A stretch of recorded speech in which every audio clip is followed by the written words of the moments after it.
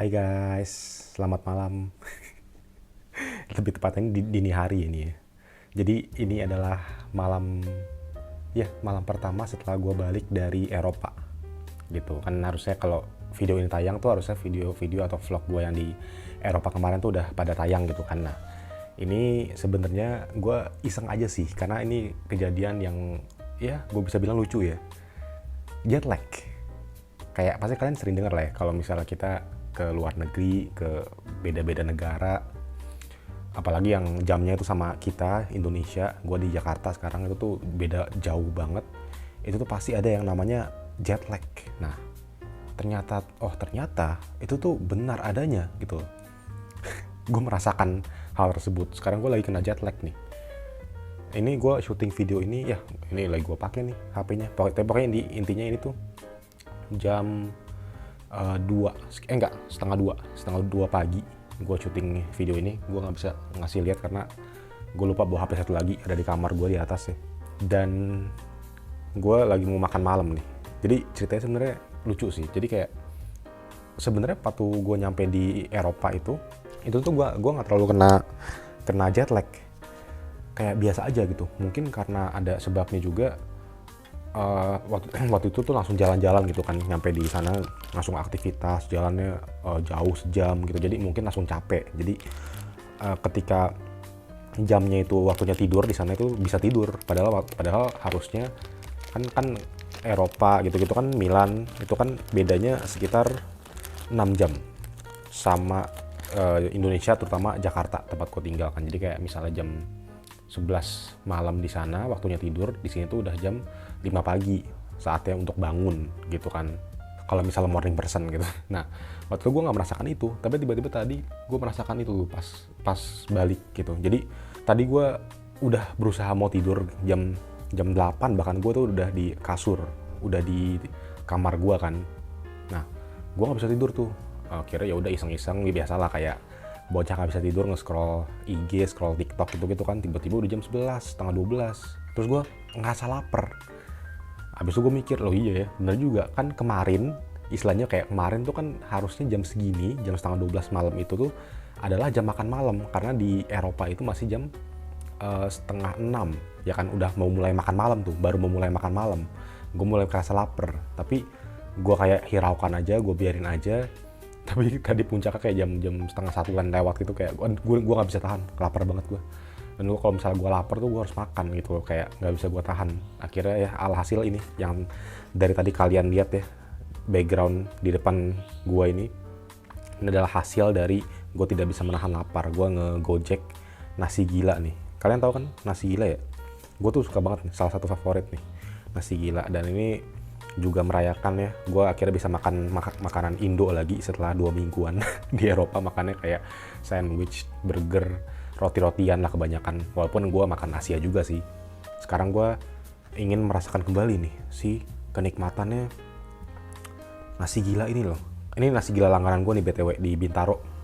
Ada nasi gila langganan gue, kalau misalnya gue lapar biasanya gue mesen ini. Tapi gue nggak pernah mesen ini dini hari kayak gini nih, jam 1 pagi gue pesen loh. Ini waktunya gue makan malam soalnya kalau misalnya di Eropa ya. Nah,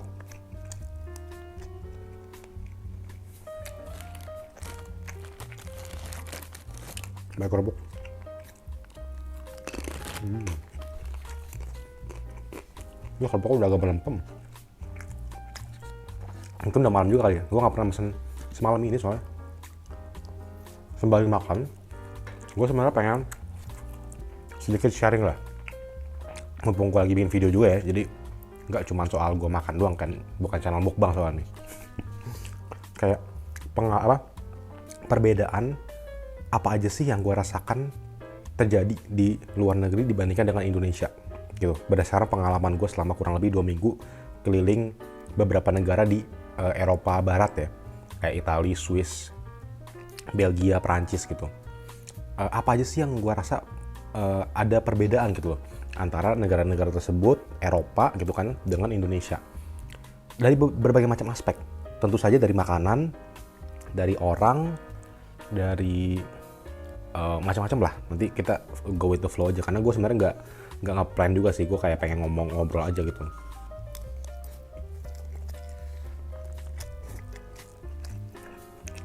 Nah,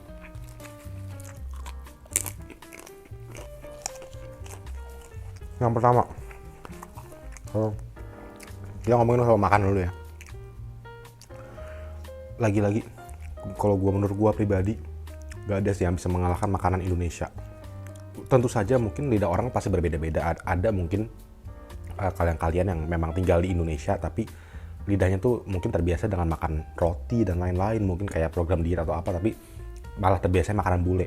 Nah kalau gue enggak, gue tuh bener-bener lidah Indonesia banget.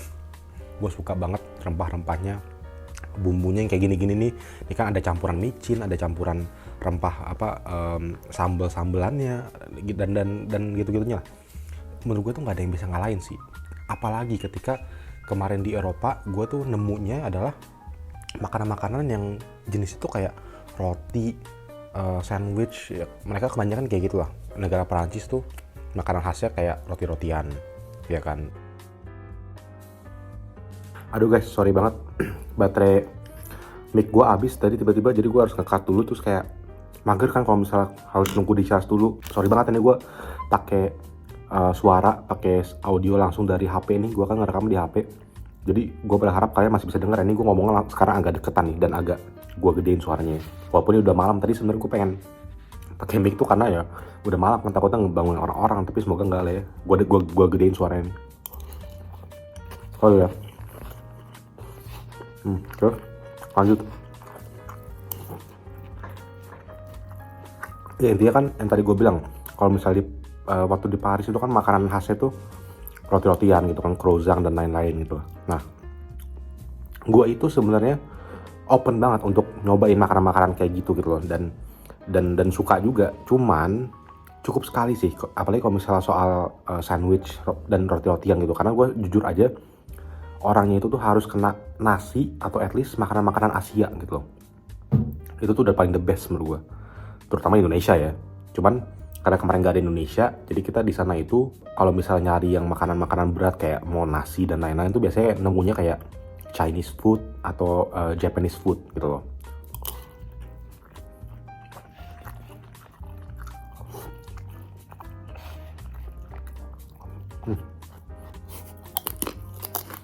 Nah, terus ini kalau misalnya soal makanan, gue harus bilang Eropa itu standar menurut gue. Mereka ada makanan-makanan khas di setiap negaranya, di setiap tempatnya. Gue tuh bener jarang banget makan tengah malam kayak gini. Dulu waktu masih zaman SMA kuliah tuh lumayan sering, tapi sekarang udah enggak. Cuman ya lagi-lagi karena jet lag dan badannya tuh masih menerimanya kayak jam segitu tuh jamnya makan malam, karena memang di sana di Eropa kan ini masih jam yang tadi gue bilang, sekarang 1:30, berarti masih jam 7:30 ya harusnya. Iya, 6 jam kan. Dan ini gue baru makan malam gitu loh sekarang. Yang kedua,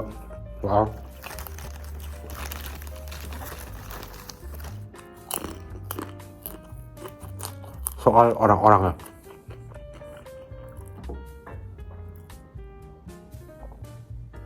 Menurut gue, kita ini hidup di Indonesia ya kan, menurut gue itu orang-orangnya tuh salah satu yang terbaik. Artinya apa? Kayak dari segi ramah tamahnya, dari segi mungkin gue nggak tahu kalau misalnya kejaimannya gimana. Kalau jaim mungkin orang luar negeri kayak misalnya orang Eropa juga termasuk, itu kayaknya mungkin lebih gak jaim ya. Artinya kalau mau kenalan dia bisa langsung kenalan dengan cepat gitu. Tapi mungkin lebih ke ramah tamah sih kalau menurut gue ya. Karena yang gue rasakan selama 2 minggu, rata-rata ya, ini ada pasti ada kayak petugas-petugas waktu gue di stasiun atau di hotel gitu, yang baik tuh ada.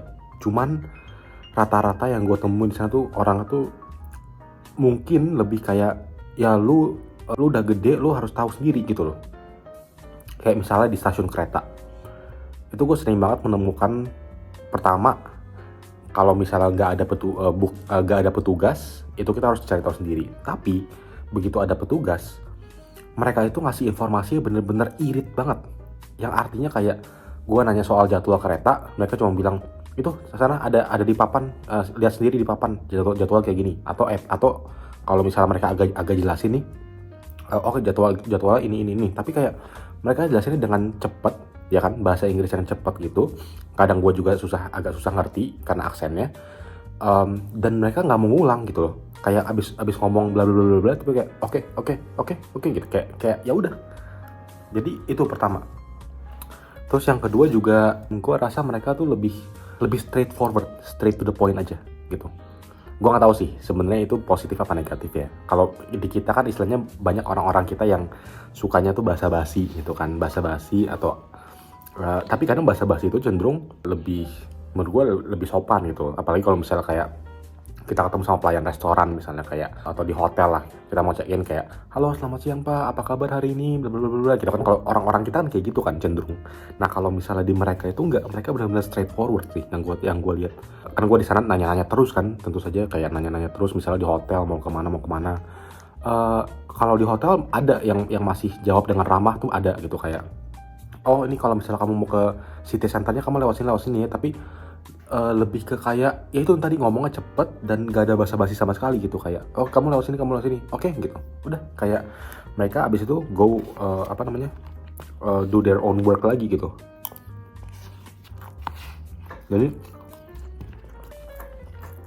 Jadi yang bisa gue simpulkan mungkin ya, karena lagi-lagi ini bukan artinya gue bener ya, karena pasti ya namanya juga beda kewarganegaraan, beda sifat, beda pribadi, itu wajar banget. Cuman kalau dari pendapat gue pribadi sebagai orang Indonesia, warga negara Indonesia yang sudah terbiasa dengan sikap dan juga kepribadian orang-orang kita nih, orang-orang Indonesia, kalau menurut gue sih, gue cukup amazed dengan keramah tamahan orang-orang kita sih.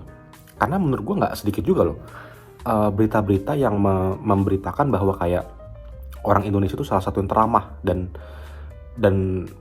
kalau misalnya orang keluar negeri, terus misalnya orang Indonesia keluar negeri, terus kayak orang luar negeri tahu kita tuh orang Indonesia, kadang ada juga yang bilang kayak, oh Indonesia ya, wah itu saya suka banget sih sama negara kamu, soalnya orang itu ramah-ramah. Nah ada juga yang bilang kayak gitu loh. Menurut gue sih, gue cukup bersyukurnya, beruntungnya itu sih, kita memiliki sifat tersebut gitu. Poin yang ketiga yang juga menurut gue penting juga ya, sebenarnya ini bukan perbedaan sih jatuhnya, gue pengen nyambung dari poin yang kedua tadi nih. Itu tuh soal mindset gitu loh.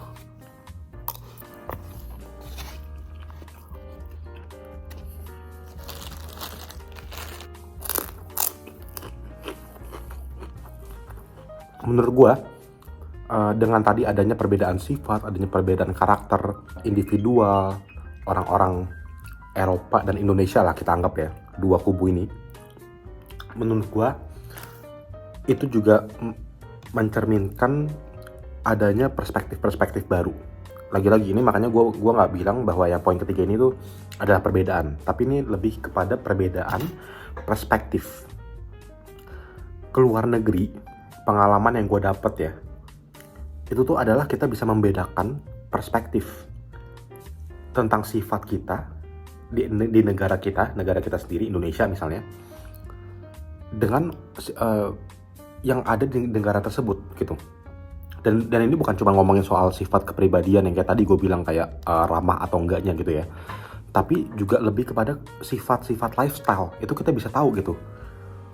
Misalnya kayak yang gue tangkap selama 2 minggu ini, orang-orang luar negeri itu tuh gue rasa mereka tuh lebih cekatan yang tadi itu tuh sebenarnya nyambung sama poin dimana mereka tuh lebih straightforward. Dan ternyata yang gue tangkap juga itu tuh mereka tuh lebih cekatan dalam artian mereka jalan lebih cepat, mereka ngelakuin ini itu lebih cepat dan lebih, ya itu tadi, straightforward. Yang gue rasa seperti itu dibandingkan dengan orang kita gitu yang mungkin cukup terbiasa dengan santai, slow pace dan gitu-gitu.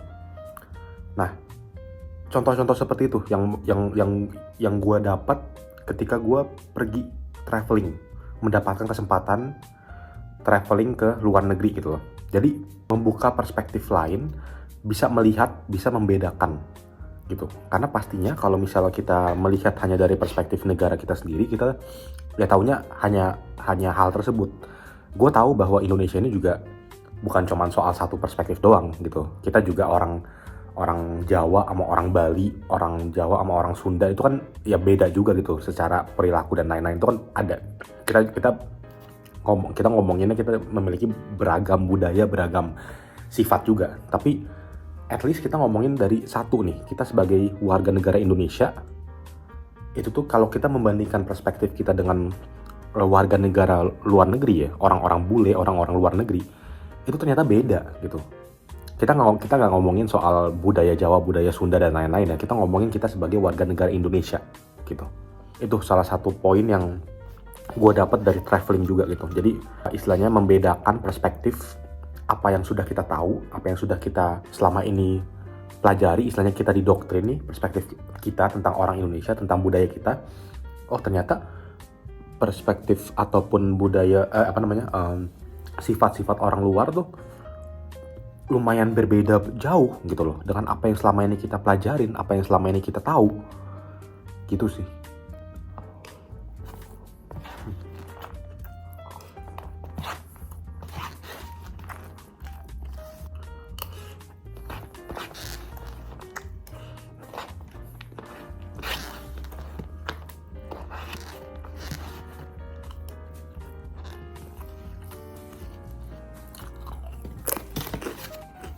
Aduh.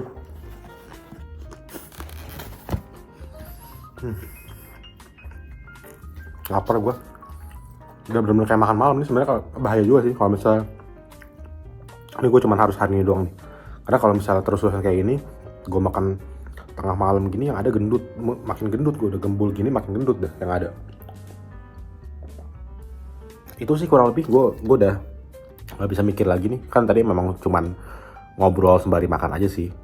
Kalau yang lain-lain sih sebenarnya masih banyak, kayak misalnya contohnya kayak soal transportasi, itu juga beda banget di sini sama di luar negeri. Kalau misalnya di Eropa pertama setir kiri udah pastikan. Tadinya tuh itu menjadi salah satu opsi juga untuk gua nyewa mobil gitu loh. Jadi kayak nyetir sendiri di sana. Cuman akhirnya nggak jadi karena benar-benar ragu banget gitu. Pertama kayak belum pernah setir kiri, terus yang kedua peraturan tuh juga jauh lebih beda daripada Indonesia.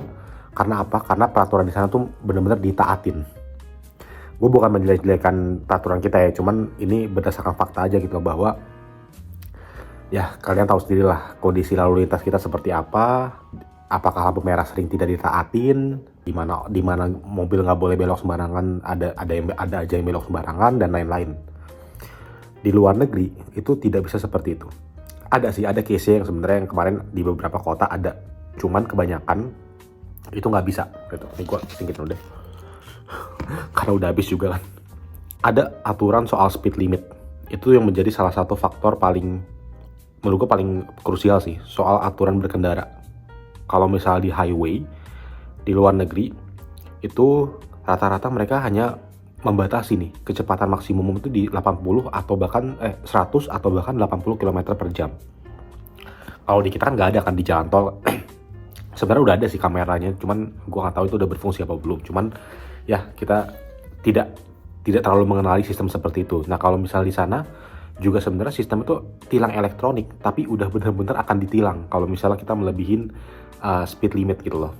Dan bahkan dari sistem GPS-nya di HP kita tuh di sana ya di Eropa, kalau misalnya memang sudah melebihi speed limit itu tuh akan benar-benar diperingatin bunyi gitu, karena memang itu seserius itu gitu loh. Belum lagi di dalam kotanya, kalau misalnya nyetir di dalam kota banyak banget aturan yang ada gitu loh. Kayak mobil dari kanan harus selalu mendahului mobil dari kiri yang mau melintas. Itu salah satu peraturan yang gue inget. Jadi kayak kita dari kanan nih, misalnya kayak ada perempatan nih, kita di sini nih, kita di kanan, di sini kosong nih, kita benar-benar harus stop dulu. Karena apa? Karena kalau misalnya tiba-tiba ada mobil melintas dari kiri, kita yang mobil dari kanan tuh harus mengalah. Itu peraturannya, seingat gue ya. Jadi benar-benar banyak banget. Terus tentu saja sistem parkir juga di sana nggak ada yang namanya kang parkir ya kan. Parkirnya tiket biasanya tuh kalau di sana tuh kayak per jam gitu, pakai tiket. Nggak pakai e-money ya, pakai benar-benar tiket di pinggir jalan gitu loh. Jadi banyak banget lah, seru banget soal pokoknya kalau misalnya ngomongin soal pengalamannya, apa yang didapat dari traveling, dari vlog-vlog yang kalian nonton, yang belum tonton boleh ditonton ya. Vlog itu seru-seru. Ya kan ada dari Italia apa ke kota-kota yang penuh sejarah, Swiss, kota-kota yang penuh dengan kecantikan alam, Prancis, kota fashion, kota yang sangat ikonik ya, Paris maksudnya gitu. Itu ada semua gitu loh. Ya kurang lebih gitu deh. Ini gue udah capek juga ya habis makan. Mau coba tidur dulu habis ini. Siapa tau bisa kan. Kalau misalnya nggak bisa ya harus dibisa-bisain gitu loh. Karena kalau misalnya jet lag itu sepengalaman gue, kalau misalnya kita nggak biasain, kita terus-terusan biarin kayak gini, itu akan terus nggak bakal hilang gitu. Jadi terima kasih yang sudah menemani gue makan di dini hari ini ya, jam 2 ya, kurang lebih sekarang jam 2 harusnya. Mendengarkan cerita gue juga, pengalaman dan juga perbedaan perspektif apa saja yang ada di luar negeri dan juga di Indonesia. Semoga kalian juga bisa mendapatkan sesuatu, enjoy juga sama videonya mungkin ya. Walaupun videonya juga simpel banget sih, gue nggak ngasih editan apa-apa juga, cuman kayak gini aja udah ngobrol aja gitu kan. Tapi ya udah, terima kasih dan kita ketemu lagi berarti di video-video berikutnya. Bye-bye.